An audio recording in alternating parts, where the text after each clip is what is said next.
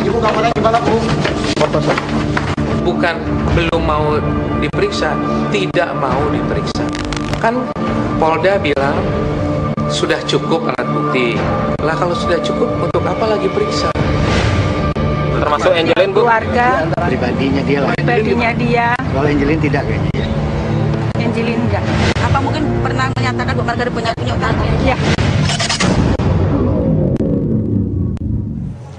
Selain kita terhubung dengan Pak Kapolda Bali, Irjen Pol Roni Sompi, juga terhubung bersama kami malam hari ini adalah Bang Haris Tartur, kuasa hukum dari Ibu Hamidah atau kuasa hukum dari P2TP2A. Saya akan menyapa Bang Haris. Selamat malam, Bang Haris.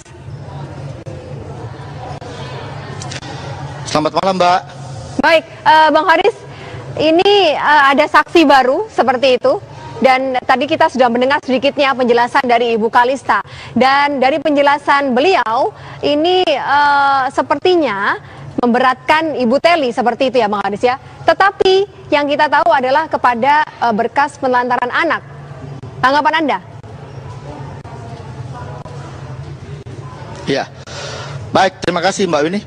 Pertama-tama saya sampaikan apresiasi kepada Bapak Kapolda yang telah menetapkan Ibu Margaret sebagai tersangka.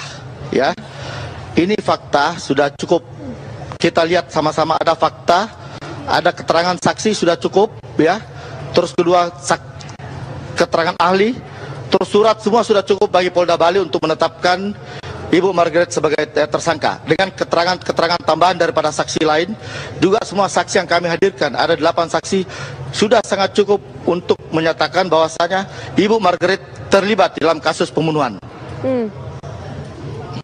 Demikian Mbak ini. Ada saksi-saksi lain yang mungkin bisa memang memberatkan Ibu Margaret atau Ibu Teli terhadap kasus ini, Bang Arthur? Iya, ada 8 saksi yang kami hadirkan, semua saksi yang memberatkan dan telah diperiksa oleh Polda dan Polresta. Kalau tadi Bang Haris, kita sudah mendengar bagaimana hubungan antara Ibu Kalista dan juga Ibu Margaret ataupun Teli seperti itu ya, di mana yang menggadaikan emasnya, menggadaikan perhiasannya, kemudian ada masalah hutang. Saya perlu informasi juga ini ya Bang Haris terkait dengan saksi-saksi lainnya. Sejauh apa hubungannya dengan Ibu Margaret atau Ibu Teli?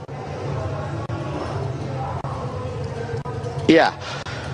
Dari 8 saksi yang kami telah hadirkan, semua saksi yang sangat dekat dengan Ibu Margaret, ya, yang pernah tinggal bersama, ya, serumah, yang mengetahui apa saja yang dilakukan Ibu Margaret terhadap almarhumah Angelin.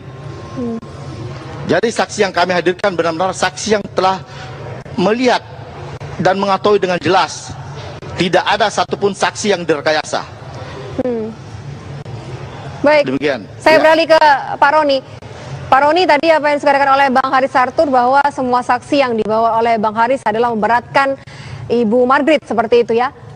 Selanjutnya, Pak Roni, apa yang akan diambil oleh pihak kepolisian setelah memang yang dirasa oleh Bang Haris ini semua saksi-saksi itu memberatkan Ibu Margaret?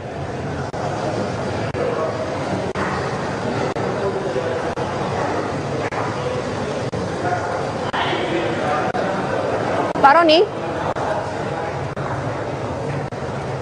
Pak Roni bisa mendengar suara saya, Pak Roni? Bisa. Iya, Pak. Mendengar pertanyaan saya tadi, Pak? Kurang jelas tadi, Mbak. Baik. Kurang jelas. Pak Roni tadi Bang Haris mengatakan. Suara yang lain soalnya. Baik.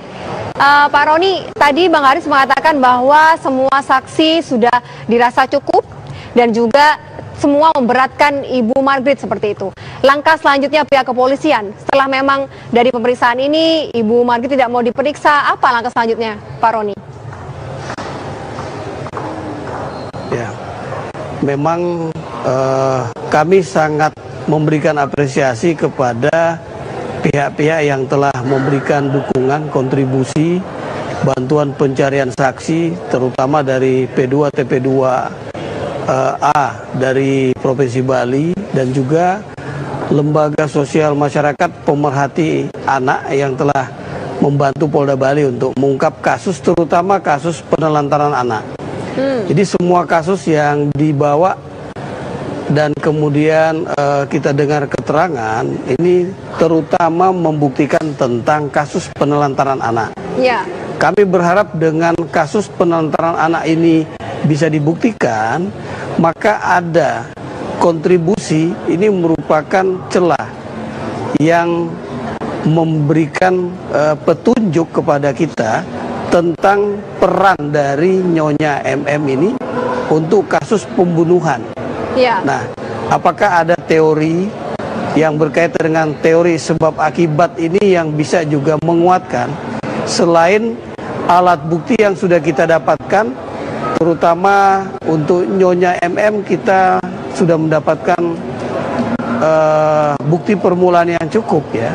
Bukti permulaan yang cukup beda dengan bukti yang cukup. Kalau bukti yang cukup sudah selesai penyidikannya. Tapi kalau bukti permulaan yang cukup, kita masih dalam pemenuhan untuk mencukupi bukti yang cukup, yaitu minimal 2 alat bukti yang sah yang sangat kuat membuktikan tentang peran seseorang sebagai tersangka pelaku tindak pidana, terutama kasus ini, kasus pembunuhan dan atau penganiayaan yang menyebabkan korban meninggal dunia. Langkah berikutnya tentu untuk kasus penelantaran anak, kalau memang sudah cukup bukti, kita akan segera selesaikan pembuatan resume hasil penyidikan.